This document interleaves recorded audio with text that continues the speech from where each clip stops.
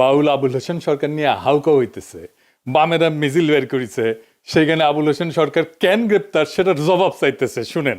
আবুল সরকার গ্রেপ্তার কেন? আবুল সরকার গ্রেপ্তার কেন? আবুল সরকার গ্রেপ্তার কেন? তো কেন গ্রেপ্তার করছে এটা তো পুলিশকে জিজ্ঞেস করলেই হয়। হাসিনার পুলিশ তো না, জবাব দিয়ে দিবে। মিছিল করে জবাব চাইতে হবে কেন? আচ্ছা, সে কি বলছে জানেন? শুনিছেন? আচ্ছা, আমরা একটু শুনি কেন গ্রেপ্তার করা হয়েছে, এখানে তার জবাবটা আছে, শুনেন। আর যদি তুমি না থাকে, আল্লাহ এক আল্লাহ হয়, তাহলে দরবার থেকে খেলাফত দিলে দরবারের যে কম পড়ে না, আরো বাড়ে। তোমার মতো আরো 10টা 20টা আল্লাহ, 200-400 আল্লাহ যদি আরো বানাই দিতে, তাহলে তোমার আরো দাম বাড়তো। এটা তো তুমি করলে না। এত বুঝো তা তো বুঝো না। আল্লাহর কথার কোনো গোয়া মাথা আমি কিছুই পাই না। মাথা কোনটা গোয়া কোনটা এটা আমি পাই না। কেন পাই না? এই যে একটা কথা বলছে, আওয়ালুমা খালাকুল্লাহে ইশক, প্রথম সৃষ্টি ইশক। আওয়ালুমা খালাকুল্লাহে মিন নূরি, নূর, প্রথম সৃষ্টি নূর। আওয়ালুমা খালাকুল্লাহে আরশ, প্রথম সৃষ্টি আমার আরশ। দেখেন, আওয়ালুমা খালাকুল্লাহে রূহ, প্রথম সৃষ্টি আমার রূহ। কয়টা হয়েছে? এক মুখ হয়েছে, দুই কথা কয়। হ্যাঁ, মুখ কয় না হুক কয়? এক মুখে দুই কথা কইলে হ্যাঁ মুখ থাকে, হ্যাঁ তো মুখ থাকে না, হ্যাঁ তো হুক হয়ে যায়। তাল্লাই যে কইল প্রথম সৃষ্টি আমার ইশক, প্রথম সৃষ্টি আবার কয় আমার আরশ, প্রথম সৃষ্টি আবার কয় নূর, প্রথম সৃষ্টি আবার কয় রূহ। আল্লাহ এক মুখে যে এত কথা কয়, আল্লাহর মুখ কয়টা?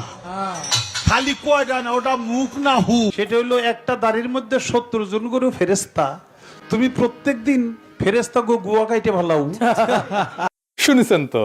এখন এই বাউলের মুক্তি চাইতেছে, অন্যদের ব্যাপারে কথা নাই। ওইখানে ফরাদ ভাই গেছেন, আপনারা জানেন উনি আমার মুরব্বী আর গুরুজন। উনি ওইখানে গেলে আমরা তো দমে যাই, কিছু কইতে পারি না। ফরাদ ভাই, আপনি নিজেই একটা ইনস্টিটিউট, আপনার ওদের মিছিলে তো যাওয়ার দরকার নাই, তাই না? আপনি একা বক্তব্য দিয়ে প্রতিবাদ করেন। এই সমস্ত গান্ধা বামেদের কাছে যে আপনি দাঁড়াইলে তো মুশকিল আমাদের হয়ে যায়, আমাদের জন্য। ওরা তো আপনাকে কখনো অন করেনি ফরাদ ভাই, করবেও না। হুদাই আপনি ওদের সাথে যাইতেছেন। যাই হোক, ফরাদ ভাই বলছেন যে সব আন্দোলন নাকি আবুল হোসেন ওনার পাশে ছিল। শোনেন ফরাদ ভাইয়ের কথা শোনেন। আবুল সরকার প্রত্যেকটা আন্দোলনের সঙ্গে প্রথম থেকে আমাদের সঙ্গে যুক্ত। তিনি শহীদ মিনারের অনুষ্ঠান থেকে শুরু করে হেন কোনো প্রতিবাদ সভা নাই, এমনকি শাহ আলী দরগায় যখন আপনারা বট গাছ কেটে ফেলেছিলেন, তিনি আমার পাশে ছিলেন। আমরা ফরাদ ভাই আপনার কথা বিশ্বাস করি, কিন্তু আপনার পাশে আপনি ফরাদ ভাই একজন ফ্যাসিবাদের দালালকে, হাসিনা মুজিব পূজারীকে কিভাবে জায়গা দিলেন? সে তো আপনারা স্যাপোটাস করতে আসতেছে। আজ আমরা মুজিব বন্দনার হাসিনা বন্দনা শুনি তার কাছ থেকে। হ্যাঁ, শুনেন।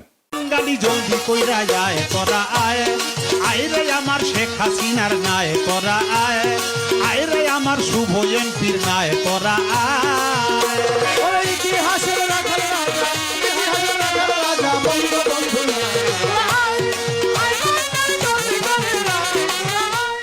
বুঝেছেন তো ফরাদ ভাই, যাকে তাকে আশেপাশে জায়গা দিয়েন না। মাঝে মাঝে আপনি এমন কিছু করেন যে আমরা বিভ্রান্ত হইয়া যাই। আপনি ইসকনের চিন্ময়ের সাথে দেখা করছেন, এত খাতির আপনার চিন্ময়ের সাথে, তাদের দাবির পক্ষে দাঁড়াইছেন পর্যন্ত। এটা তো আমাদেরকে বিভ্রান্ত করে দেয়। যাই হোক, আমরা তখন বেদনাহত হয়ে শুধু দেখতে থাকি যে ফরাদ ভাই এটা কি করতেছে। আপনি মানিকগঞ্জে বাউল সম্মেলনে যাবেন বলছেন, ভালো কথা। আপনি বলছেন আপনিও যাবেন, আপনাকে পেটাইলে পেটাক, এটা কি কথা বললেন ফরাদ ভাই? আপনি এসব কি বলেন ফরাদ ভাই? বাউল সম্মেলন নিয়ে তো কেউ কোনো কিছু বলেও নাই, বাধাও দেয় নাই। আর আপনাকে কেন পেটাবে? বাংলাদেশে কার তো সাহস আছে আপনার গায়ে হাত তুলবে? আপনি বিষয়টাকে এমন ভাবে উপস্থাপন করতেছেন যেন বাংলাদেশের মানুষ বাউল গানের বিরুদ্ধে দাঁড়াইছে। বিষয়টা তো তা না ফরাদ ভাই, মোটেও না। দাঁড়াইছে আপনার ভাষায়, আপনি যেটা সবসময় বলে আসছেন, আপনার ভাষায় খায়া না খায়া আল্লাহ খোদার বিরুদ্ধে কথা বলায়। তা আপনি বলতেছেন যে আবুল হোসেন সরকার ইসলাম অবমাননা করে নাই। তো তাইলে তো মুরব্বী হিসেবে আপনার বোঝানো উচিত, একটা ভিডিও বানায় লিখে হোক, যে এটা বুঝায় দেওয়া যে এটা ইসলাম ধর্ম অবমাননা না করেন আপনি, আমরা শুনি বুঝি, আমরা শিখি, সবাই শিখুক। আপনাকে তো সবাই মুরব্বী মানে। আর যদি আপনার মতে ধর্ম অবমাননা নাই করে, তাইলে আদালতে তো খালাস দিয়ে দিবে, জামিন দিয়ে দিবে। আইনকে বাধা দিচ্ছে কেন রাস্তায় বলেন? এই আবুল হোসেন তো ধান্দাবাজ। মুজিবের বন্দনা করিছে, হাসিনার বন্দনা করিছে, এখন বিএনপির হয়ে ভোট চাচ্ছে। বিএনপির মিটিং এ কিন্তু এগুলো কথা কইছে। ওইখানে দেখেন, সামনে হইল জাতীয় নির্বাচন। আমার আফরোজা খান রিতাফা নমিনেশন পাইছে না ধানের শীষে। সামনে ধানের শীষ প্রতীকে আফরোজা খান রিতাফার জন্য আমি আপনাদের কাছে দোয়া চাই, ভোট ভিক্ষা চাই। দেখেছেন? এবার এডিটর সাহেব এনা শুনে দেন মুজিব বন্দনা। মানে সব আওয়ামী লীগ এখন বিএনপি হয়ে গেছে।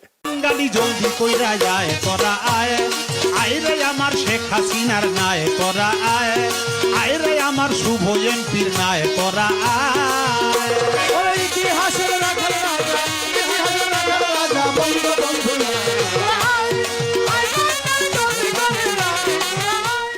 তো এই যে বিএনপির প্রোগ্রামে যায় যে সমস্ত কথাবার্তা কইছে, বিএনপির একটা লোক উঠে যায়, তাকে ঠেকাইলো না কেন? বিএনপি তো ওয়াজে যে কার বিরুদ্ধে, বিএনপির বিরুদ্ধে কথা বললে তো একেবারে ওখানে আলেমদের সাথে ঝগড়াঝাটি গালাগালি এই সমস্ত করে। তো দেখবেন, দু একটা দেখবেন যে বিএনপি যে কি করে ওয়াজের ইয়েতে উঠে, মঞ্চে উঠে আলেমদের সাথে কি করে দেখবেন। তো ওইখানে যে তারা কেন ঠেকায় না দেখেন। আমার কথা তো বলতে দেবেন, তা বলতে না দিলে আমি কি করে বুঝাবো? ফালতু কথা বলি দেন, বলো খবরদার। ল্যাঙ্গুয়েজ সোজা করেন না, সোজা করে দেবো কিন্তু একদম বলেন। ল্যাঙ্গুয়েজ সোজা করে বলেন। আমি বলছি আমার কথা তো বলতে দেবেন। ল্যাঙ্গুয়েজ সোজা করে দেবো কিন্তু একদম। বিয়াদব লোক কম নাগাদ ভগর ভগর করতে জানি, খাবার দেবো একটা চোখ বাসটা করে দেবো কিন্তু একদম। আমি প্রশ্ন করলাম যে একজন লোক বলছে আলহামদুলিল্লাহ নামাজ পড় না, শুরু না বললে নামাজ হবে না, আমি ফালতু ভাবতেছি। আমি বলছি আমার উত্তরটা তো দিতে। উত্তরটা তো দিতে। একদম বাস্ত করে দেবো সব একদম। তো আবুল হোসেন বলতেছে মাজার ভাঙের বিরুদ্ধে বলতেছে, তাই না? শুনান তো একটু আরেকবার। এমনি তো 200-র উপরে মাজার ভেঙে ফেলাইছে, আপনারা জানেন তো। 200-র উপরে বাংলাদেশে মাজার ভেঙে ফেলাইছে। এখন একটু বন্ধ হয়েছে। কেন বন্ধ হয়েছে? সামনে যে নির্বাচন, একটু গ্যাপ দেই, নাহলে এখনো যদি মাজার ভাঙতে থাকি তাহলে কিন্তু আর ভোট পাবো না। এই জন্য তারা এখন একটু অব্য দিছে, একটু জিরাইতেছে। নির্বাচন হয়ে গেলে যদি তারা ক্ষমতা যায়, আবার আমাকে বাড়িঘর শুদ্ধ ভাঙ্গা করবো, খালি মাজার না। তো বাংলাদেশে মাজার নিয়ে ঘৃণা উৎপাদন করছে কে? সেকুলারেরা। মাজার ঘৃণার সবচেয়ে বড় কালচারাল অ্যাসেট হচ্ছে সৈয়দ ও আলিউল্লাহ লাল সালু। নাটক হয়েছে, সিনেমা হয়েছে, পাঠ্য হিসাবে পড়ানো হয়েছে, এখন সেকুলাররা মাজার প্রেমী হয়ে গেছে। কি তাজ্জব! মৌলানা আবুল কালাম আজাদের একটা বই আছে উর্দুতে, ঘুবারে খাতির নাম, জেলখানায় বসে এটা লিখেছিল। তো ওইখানে উনি মাজার নিয়ে কিছু কথা বলছেন। এখানে কিন্তু ওনার খুব অরিজিনাল কিছু চিন্তা আছে। উনি বলছেন কবর এবং মাজারকে ধর্মীয় শক্তি হিসেবে দেখার বিরোধিতা করছে মৌলানা আজাদ। উনি বলেন যে ইসলামের মৌলিক বার্তা ছিল তাওহীদ এবং বুদ্ধিবৃত্তি, কিন্তু পরে কিছু মুসলিম সমাজে মৃত ব্যক্তির কবরকে এটার মধ্যস্থতা, বরকত সংগ্রহের স্থান, অলৌকিক শক্তির উৎস বলে গ্রহণ করছে, যা মূলত মূর্তি পূজার আর এক রূপ। তিনি মৌলানা আজাদ এইটাকে ইসলামের বিরুদ্ধে সবচেয়ে বড় বিচ্যুতি হিসেবে দেখছেন। উনি লিখে গেছেন উনি সুফিবাদকে সম্মান করতেন, কিন্তু তার একটা অভিযোগও ছিল। অভিযোগ হচ্ছে সুফিবাদকে মাজার কেন্দ্রিক যাজকতন্ত্রে পরিণত করা হয়েছে।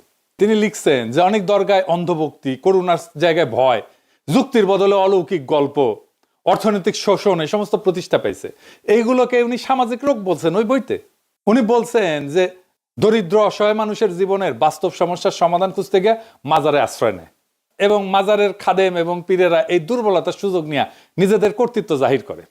উনি বলছেন যে এই ব্যবস্থা মানুষের আত্মমর্যাদা নষ্ট করে, পরনির্ভরতা বাড়ায়, সামাজিক উন্নয়ন থামায় দেয়।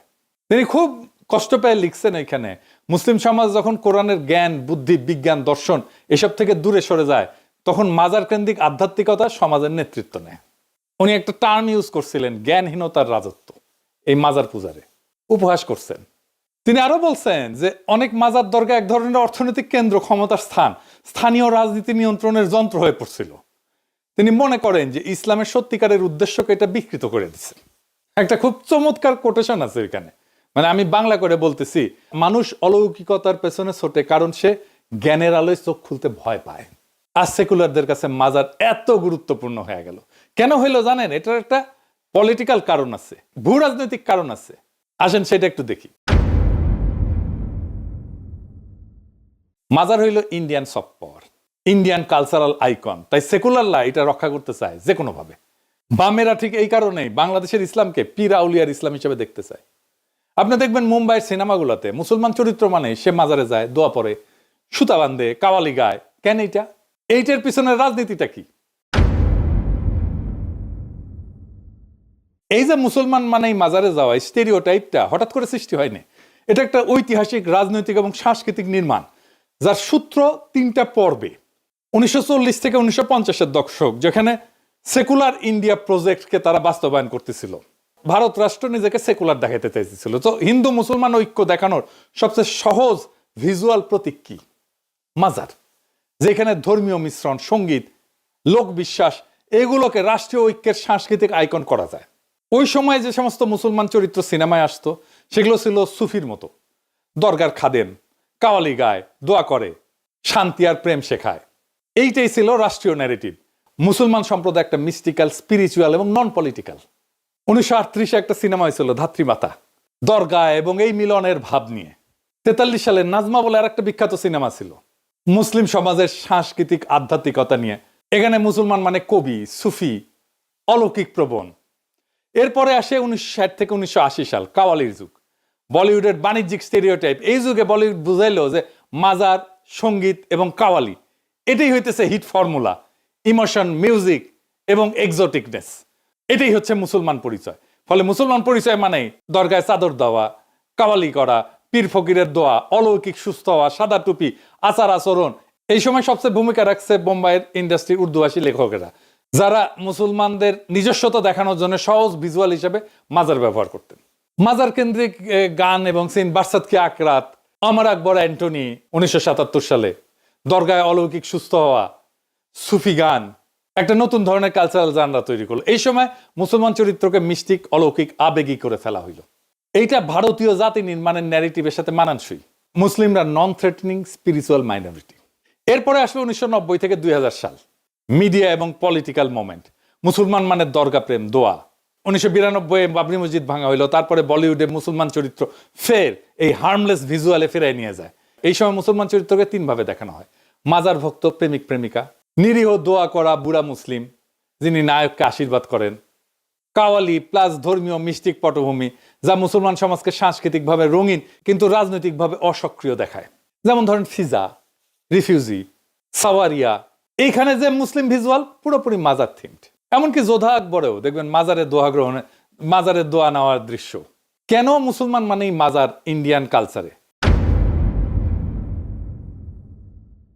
কারণ ভারতীয় মূলধারা ইসলামকে সুফি, লোক ধর্মীয় করে প্রদর্শন করতে চায়, পলিটিক্যাল ইসলামকে না। মাজার ছিল নিরাপদ, অবিতর্কিত মুসলিম ইমেজ। রাজনীতির দিক থেকে এটা ছিল মুসলমানদেরকে একটা ডিপলিটিসাইজ, মিস্টিক্যাল কমিউনিটি হিসেবে উপস্থাপনের প্রকল্প। আর বলিউডের কাছে ছিল ভিজুয়াল শর্ট হ্যান্ড। এটাই মুসলিম চরিত্রের সাংস্কৃতিক মার্কার। তার মানে মাজার কেন্দ্রিক যে মুসলিম ইমেজ আসলে একটা নিয়ন্ত্রিত উপস্থাপন। এটা মুসলিম সমাজের বাস্তব বৈচিত্র্য মুছে দিয়া তার সফট, মিউজিক লাভিং, স্পিরিচুয়াল, নন থ্রেটেনিং মাইনরিটি হিসেবে উপস্থাপন করে। এখন আসেন বাংলাদেশের সাধারণ মানুষ ধর্ম অবমাননার প্রতিক্রিয়া কেন দেখাবে? বাংলাদেশের সাধারণ মানুষ ধর্ম অবমাননার প্রতিক্রিয়া দেখাবেই। কেন জানেন? এটার একটা গভীর রাজনৈতিক, সাংস্কৃতিক কারণ আছে এবং অর্থনৈতিক কারণ আছে। বাংলাদেশ একটা দরিদ্র রাষ্ট্র। এই রাষ্ট্রের বেশিরভাগ নাগরিক দরিদ্র। তাদের জীবনে কোনো স্বপ্ন নাই, কোনো সার্থকতা নাই। সন্তানকে ভালো মতো খাওয়াইতে পারে না, অসুখে চিকিৎসা পায় না, শৈশবে শিক্ষা পায় না, যৌবনে কাজ পায় না, উৎসবে আনন্দ করতে পারে না। এদের জীবনে তো কোনো হাসি নাই, কান্নাও গেছে শুকায়। এদের একটাই সম্পদ, একটাই স্বপ্ন, যদি পরকালে খোদা তাআলার দয়া হয় তাহলে হয়তো বেহেশতে ঢুকতে পারবে। এই জন্যই বাচ্চাকে মাদ্রাসায় দেয়। সে জানে একজন আলেমের সুপারিশ খোদা তাআলা শোনেন। তার একটা ইহকাল আপনারা দিতে পারেন নাই, তার পরকালের স্বপ্ন আপনি কায়দা নিতে চান কোন অধিকারে, কোন সাহসে? সারাক্ষণ খোঁচান আপনার প্রগতিশীলতার কুরকুরানি দিয়া, আপনি তো আপনার সেকুলার দর্শনে বলেন প্রাইভেট স্পেসে ধর্ম পালন করতে, তো আপনার অধর্ম, আপনার ধর্ম বিশ্বাস আপনি প্রাইভেট স্পেসে করেন, যা খুশি করেন। পাবলিক স্পেসে এসে আপনি মানুষের ধর্ম নিয়ে কুরকুরে দেখান কেন? আপনি তো আগে খোঁচান, তারপরে ওরা প্রতিক্রিয়া দেখায়। খোঁচানো বন্ধ করেন, প্রতিক্রিয়া বন্ধ হয়ে যাবে। বাংলাদেশ যে মুসলমান সংখ্যাগরিষ্ঠের দেশ, এটা তো তার অপরাধ না, এটা তার বৈশিষ্ট্য। এই বৈশিষ্ট্য তো আপনাকে বিবেচনা করতে হবে। আপনার রাজনীতি, আপনার সমাজ নির্মাণে আপনাকে এটা বিবেচনা করবেন না আপনি? আশ্চর্য ব্যাপার। আপনার তো ইউরোপে আসলে তো ক্রিসমাস দেখলে, ক্রিসমাস ট্রি দেখলে, ক্রিসমাসের সাজানো দেখলে আপনার তো গা চুলকায় না, কিন্তু বাংলাদেশে আপনার কোরবানি নিয়ে চুলকানি কেন? নামাজ নিয়ে চুলকানি কেন? মসজিদে আজান নিয়ে চুলকানি কেন? হিজাব নিয়ে চুলকানি কেন? পাইছেনটা কি? এত চুলকানি থাকলে ইউরোপে চলে আসেন, নয়তো ইন্ডিয়া চলে যান, আদর করে ইন্ডিয়ায় রেখে দিবে। বাংলাদেশে পড়ে আছেন কেন রে ভাই? আপনিও শান্তি পান, বাংলাদেশে মানুষের শান্তি পাক। অশান্তির মধ্যে থাকার কোনো দরকার আছে? বাংলাদেশকে যদি সত্যিকার অর্থে শান্তিপূর্ণ একটা সমৃদ্ধশালী রাষ্ট্র হিসাবে তৈরি করতে চান, ইনসাফপূর্ণ রাষ্ট্র হিসাবে তৈরি করতে চান, তাহলে আপনাদের এই কুরকুরানি বন্ধ করতে হবে, ইসলাম বিদ্বেষ বন্ধ করতে হবে। তাছাড়া বাংলাদেশ কখনো শান্ত হবে না। এই সহজ সত্যটা মনে রাখবেন, তাহলেই আগামীর বাংলাদেশ আপনি ঠিকঠাক গড়তে পারবেন। সেই বাংলাদেশ গড়ার অপেক্ষায় থাকলাম। ইনকিলাব জিন্দাবাদ।